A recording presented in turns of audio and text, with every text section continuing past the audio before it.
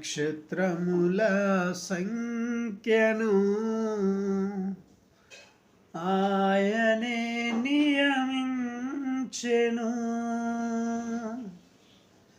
నక్షత్రముల సంఖ్యను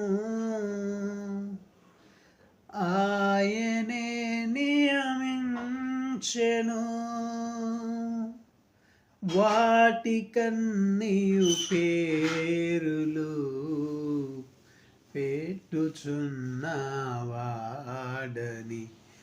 దేవునికి స్తోత్రము గానము చేయుటయే మంచిది.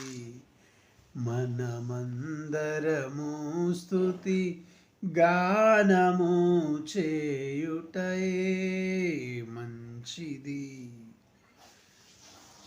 ప్రపంచంలో నక్షత్రాలకి లెక్క పెట్టగలిగే వారు ఎవరైనా ఉన్నారా?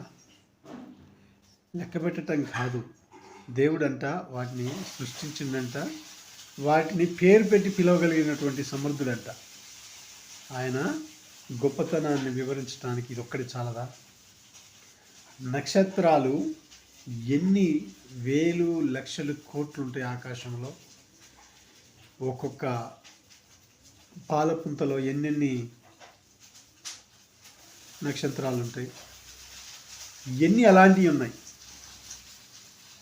ఆయన శక్తిని వివరించాలంటే, దేవుని యొక్క శక్తిని వివరించాలంటే మనము వివరించగలమా?